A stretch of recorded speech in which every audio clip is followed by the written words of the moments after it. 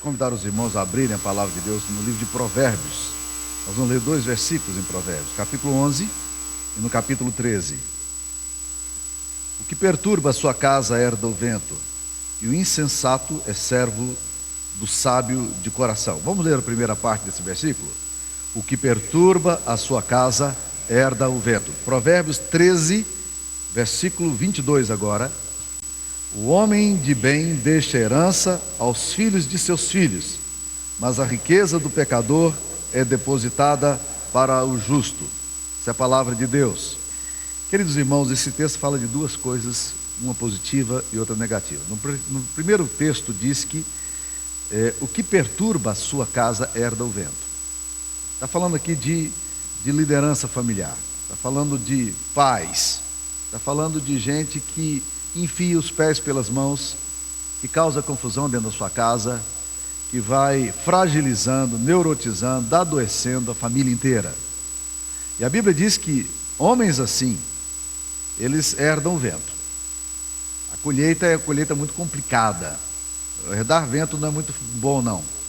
Eu não sei se vocês acompanham, eu creio que todos vocês acompanham eventos que todos os anos são mostrados na televisão, a força do vento. Vento descontrolado é uma das coisas mais violentas que pode acontecer. Devasta regiões inteiras. Nós tivemos uma experiência aqui no Brasil, de um pequeno ciclone que aconteceu numa fábrica de móveis de um irmão muito querido nosso, Aristeu Pires Júnior, na região ali da Serra Gaúcha. E ele nos contou no acampamento do El Rancho que o epicentro foi em cima da fábrica dele, foi 3 horas da madrugada, e a porta da sua fábrica foi encontrada a 800 metros de distância.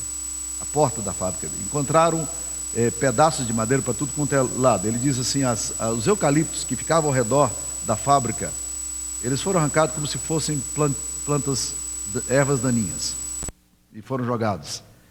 É impressionante pensar na força do vento. Então a Bíblia diz, quem perturba a sua casa, herda o vento.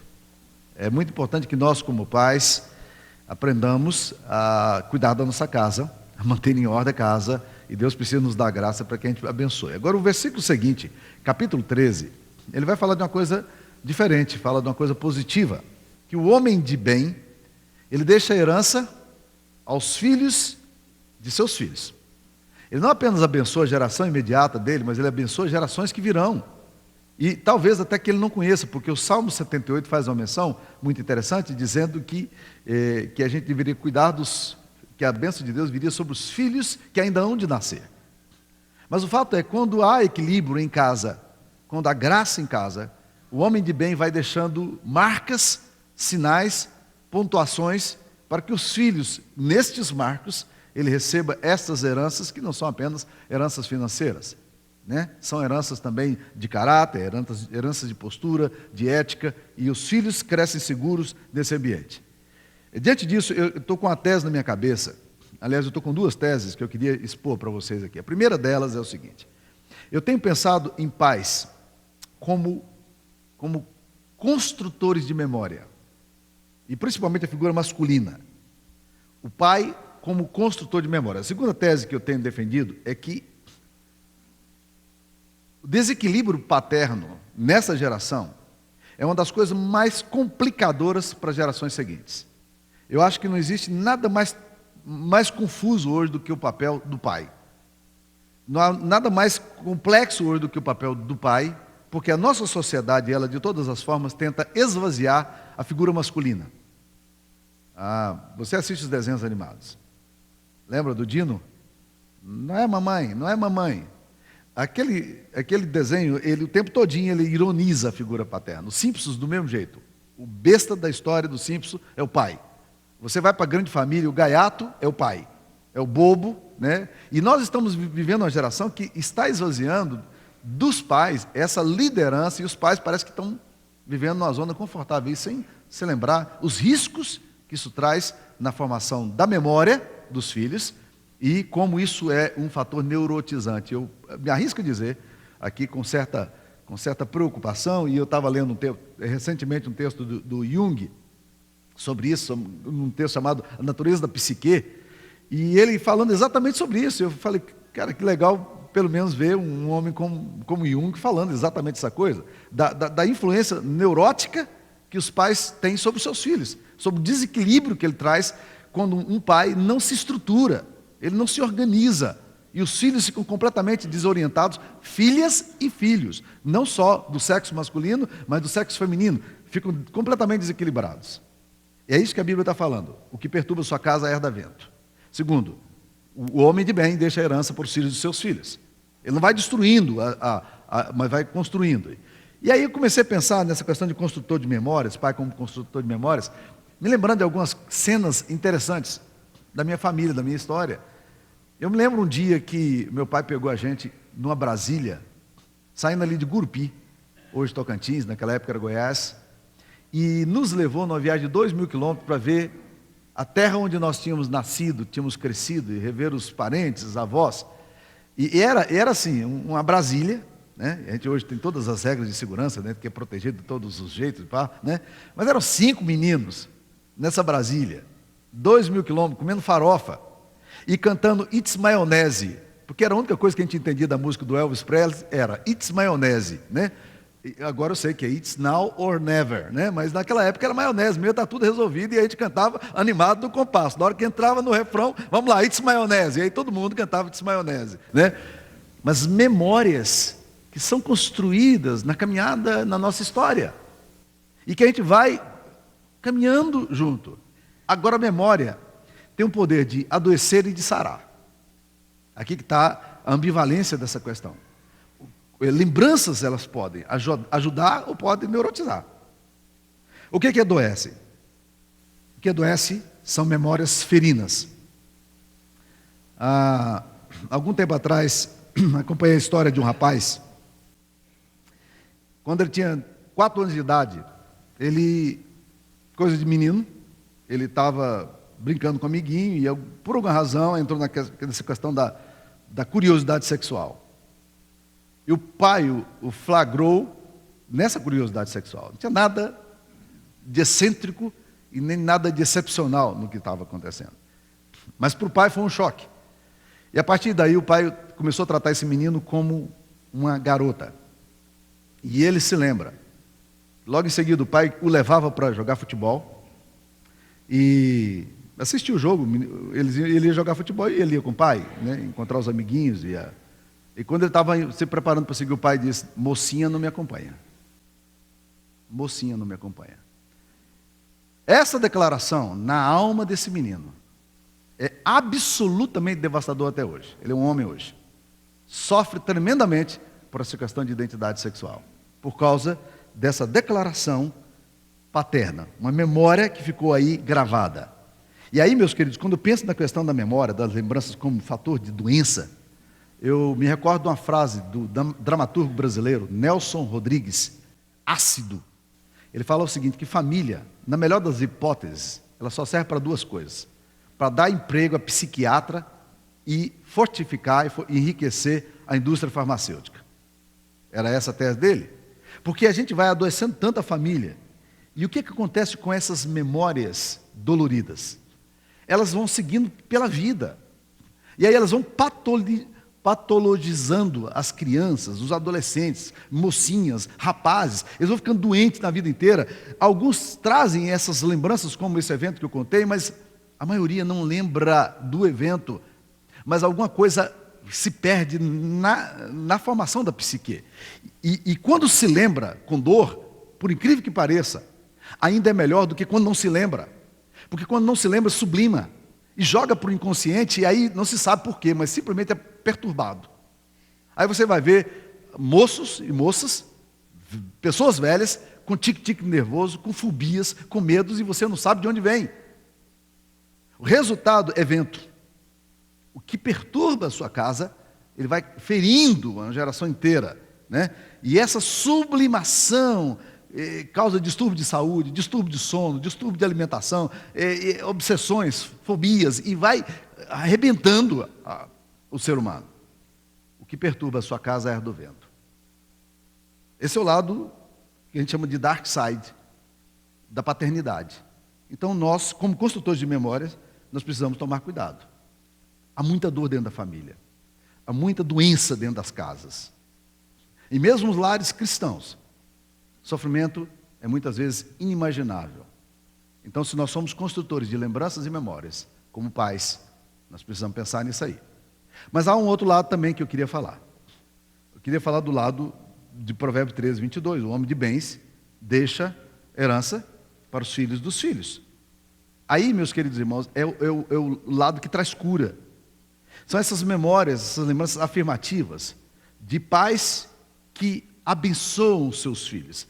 E abençoar aqui, a gente pode até pegar aquela ideia original das nossas experiências familiares, e eu cresci no ambiente desse negócio de bença pai, bença mãe. Eu creio que boa parte aqui vivenciou isso dentro da família, né? Que a gente, no Brasil, os nossos irmãos aí de fora, mas no Brasil a gente tem um hábito, ou tinha um hábito, né? De ensinar os nossos filhos a nos pedirem bênção. Então eu cresci numa casa em que eu, todos os dias, quando acordava, ou quando ia para a escola, ou quando ia dormir, eu dizia ao meu pai e à minha mãe: bença pai, bença mãe. Eu até brinco dizendo que eu não sei exatamente se eu sabia o que eu estava querendo, mas eu pedia, bença pai, né? E meu pai, não sei se ele também sabia exatamente o que ele estava dando, porque ele falava: abençoe, filho, né? A ideia era: me abençoe, pai. E o pai deveria dizer: eu te abençoo, meu filho. Mas para simplificar, era bença pai, abençoe, filho, né? Era assim a coisa. E com o passar do tempo, eu fiquei curioso com essa coisa cultural, né? Essa coisa que a gente faz repetitivamente e a gente nunca para considerar o significado dela. E aí eu fui para estudar um pouco essa questão de abençoar e descobri que no latim, a palavra abençoar, ela vem do latim benedicti ou benedicere, que significa eu afirmo você como pessoa. Abençoar é afirmar o outro. É dizer assim: eu reconheço o bem em você. Olha que coisa bonita. Não é lindo isso aí? Eu reconheço o bem em você. O problema é que nem sempre a gente abençoa. A gente não abençoa com falar descaridoso, com comentários ferinos, com desrespeito aos nossos filhos. E a gente afirma que abençoa, mas a gente não abençoa. Eu até brinco dizendo assim que a gente nasceu em ambiente que a gente fala assim: praga de mãe pega. Vocês já devem ter ouvido isso aí, né? Mas aí eu vou para Provérbios, capítulo 26, versículo 2, que fala assim, que a maldição sem causa não se cumpre. E eu fico feliz com isso, né? Como o pássaro que foge ou como a andorinha no seu voo, ou seja, como um passarinho que está voando sem rumo, a maldição sem causa não se cumpre, né? Então, praga de mãe não pega não, viu, gente? Agora, o desdizer, ou o dizer descaridoso, essa forma de esvaziar o outro, sim. Então, o homem de bem, o que ele faz? Ele vai deixar herança para os filhos dos filhos. Porque quando você forma o caráter com saúde emocional nos seus filhos, quando a sua descendência experimenta a segurança paterna, esses meninos podem até resolver voar, mas eles têm referências. E o que nós estamos precisando hoje, mais do que nunca, são referências paternas. Referência de homem que confirme no coração do filho o desejo que John Eldredge, num livro maravilhoso chamado Coração Selvagem, fala, é essa questão de confirmar no coração do menino, do macho, né, do garoto, né, essa coisa de eu presto para alguma coisa, eu tenho valor. John Eldredge, no livro dele, Coração Selvagem, fala sobre isso, um livro maravilhoso, todos os homens aqui deveriam ler, né? Mas eu sei que nenhum vai ler. E aí eu recomendo sempre às mulheres para comprar o livro para os homens, porque eu sei que eles não vão comprar. Então você compra o livro, leva para sua casa, deixa lá, mas se você falar para ele ler, ele não vai ler, então você deixa lá, não fala nada, quem sabe um dia, com a misericórdia de Deus, esse livro o seu marido vai ler. Mas tudo bem. Esse livro, Coração Selvagem, o John Eldredge fala o seguinte, que há uma pergunta na Gênesis masculina, há uma pergunta do macho, do garoto, e o maior anseio do garoto é ouvir do pai a afirmação, filho, que é a bênção, né? A afirmação, de dizer assim: filho, eu estou orgulhoso de você. Filho, você fez bem. Filho, eu amo você.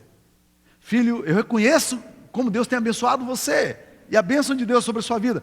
Este é o desejo do macho. Nós estamos vivendo um crepúsculo da masculinidade. Os machos não estão sabendo mais ser macho. Você vai para acampamento, os machos são tudo florzinha de Jesus. E as meninas são tudo másculas.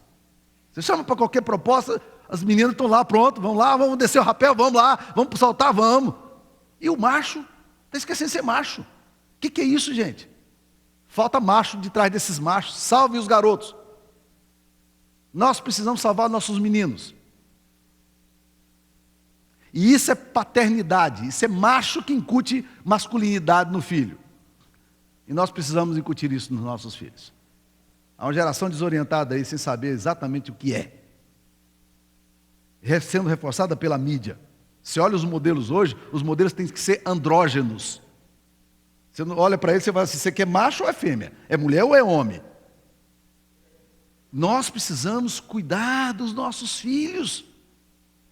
Nós precisamos cuidar dos meninos. Por quê? Porque alguém disse de uma forma muito clara que a única matéria-prima que Deus pode fazer um homem é com um garoto. Essa é a única matéria-prima. Deus não vai usar outra matéria-prima para fazer um homem. O único jeito de ter pais responsáveis é tendo filhos que percebem modelos. Aí essa frase da Bíblia, né, que diz que o homem de bem deixa herança para os filhos dos filhos, eu estou entendendo exatamente essa coisa de deixar incutir nos nossos filhos essa dimensão de que eles são valiosos e que nós reconhecemos o bem nele, nós afirmamos, nós abençoamos. Nossos filhos precisam de bênção.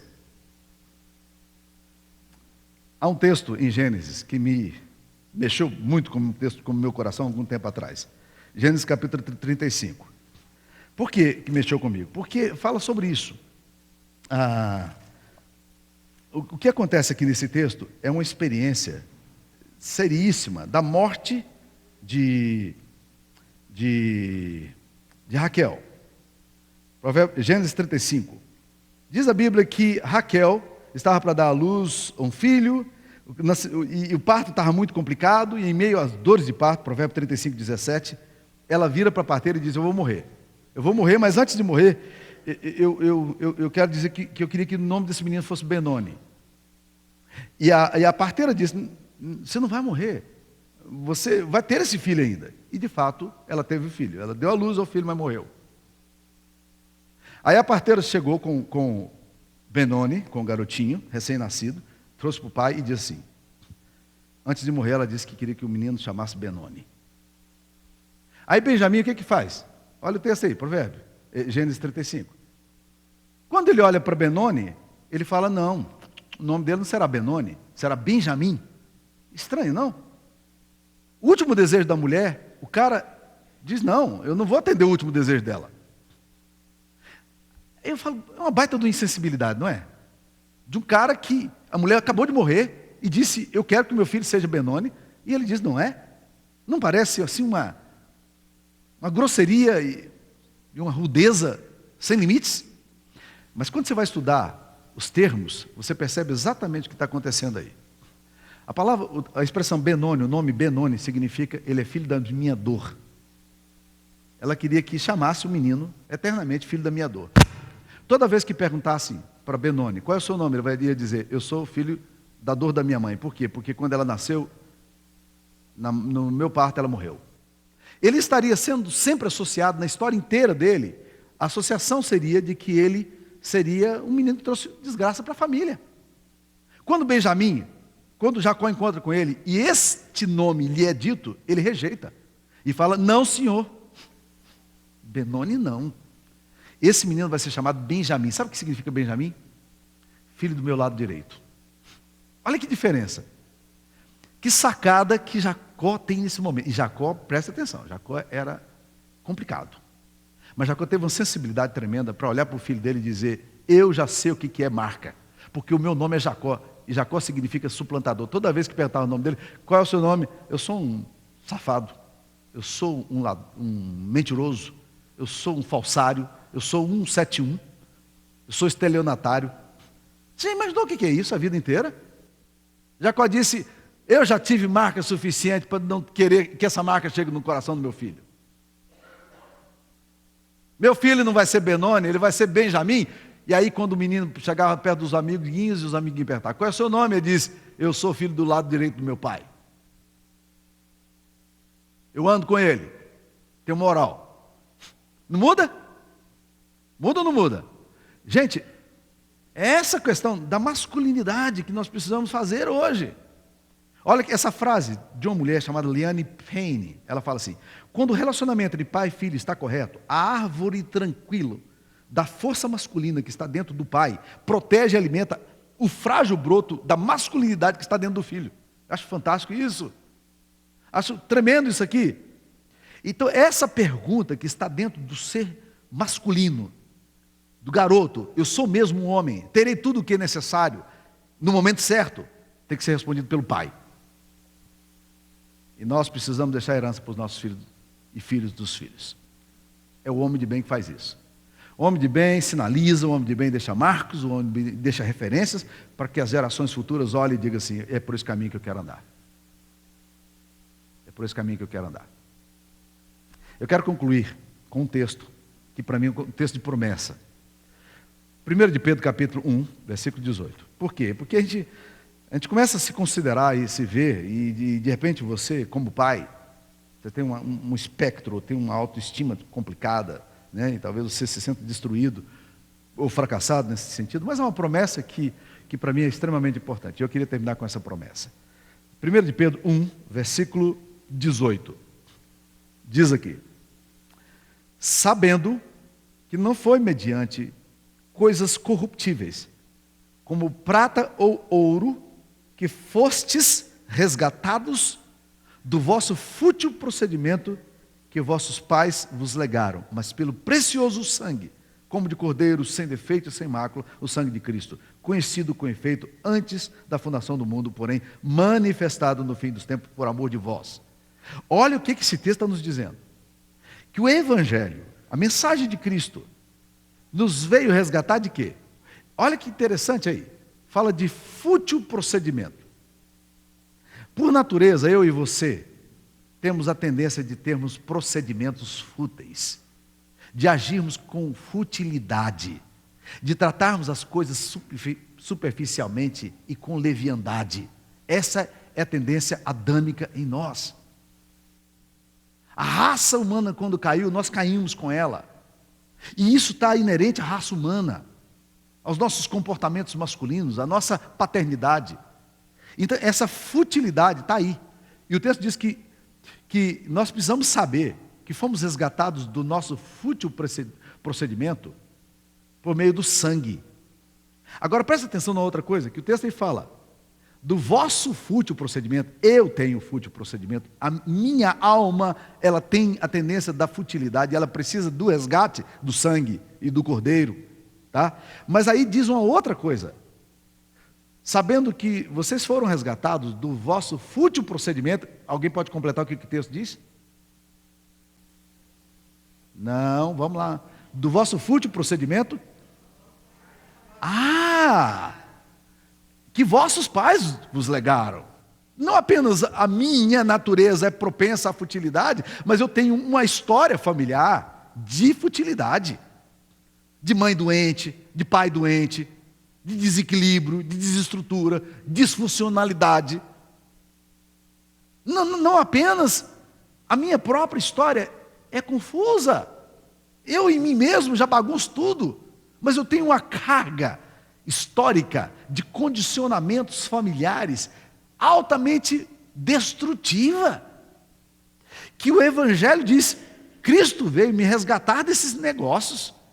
E nós precisamos entender que nós somos resgatados do nosso fútil procedimento que os nossos pais nos legaram, mediante o quê? Mediante o sangue do Cordeiro, precioso, não por prata nem por ouro, mas nós somos resgatados mediante o sangue do Cordeiro, conhecido com efeito antes da fundação do mundo, mas revelado agora no fim dos tempos por amor de vós.